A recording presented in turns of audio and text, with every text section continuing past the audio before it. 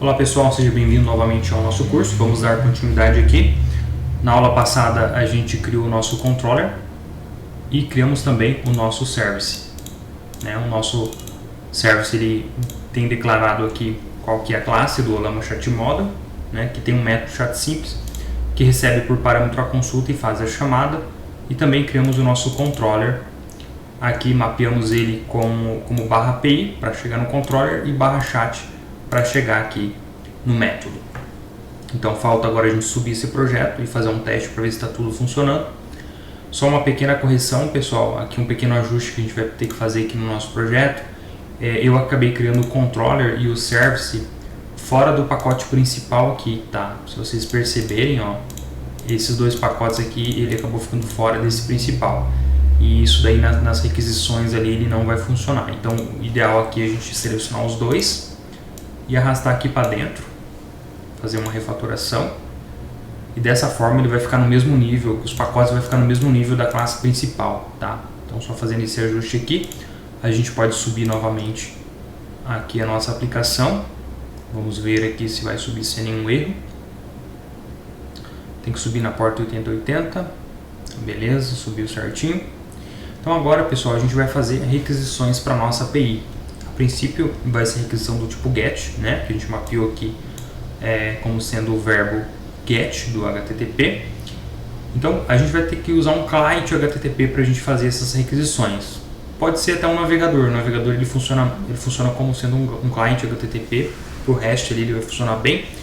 Só que como a ideia na próxima aula é a gente incrementar esse projeto e trocar o verbo, adicionar mais um verbo do tipo POST, o ideal é usar uma ferramenta mesmo de HTTP. Então eu tenho instalado aqui o Postman, eu vou usar o Postman, mas você pode usar o Insomnia ou pode usar alguma outra ferramenta aí que você já está acostumado. Então, no caso, você pode clicar em New Request. Então a gente vai adicionar aqui uma nova requisição do tipo GET e adicionar o endereço da nossa aplicação. No caso aqui, localhost 2.8080/API para chegar no controller, /chat para chegar no nosso método aqui. Tá bom? Ele está esperando aqui um atributo do tipo mensagem, só que ele é um atributo opcional. Então, se eu não informar, ele vai assumir aqui um olá tudo bem como um parâmetro padrão. Então, nesse momento aqui, eu vou estar fazendo o send. Então, ele está invocando agora, está batendo na minha aplicação, fazendo a invocação. Tem um pequeno delay aqui, uma pequena demora, porque ele vai consumir recurso da máquina. Então, ele está indo lá, pegando a requisição, enviando ali pro Olama, o Olama vai processar essa requisição e vai devolver a resposta aqui pra gente. Então ele tem um consumo aqui de memória. Como não informei nenhum parâmetro, então ele foi, assumiu o olá tudo bem, e a IA respondeu aqui, ó: olá tudo bem, olá tudo bem, sou um modelo de linguagem treinado para ajudar a conversar com você e estou aqui para responder as perguntas e fornecer informações. Então, por mais que a gente não informou nenhuma mensagem aqui, ele assumiu aqui o valor como padrão e devolveu uma resposta. Só que a gente pode informar aqui. Então, colocar aqui mensagem e mandar uma pergunta aqui. Por exemplo, qual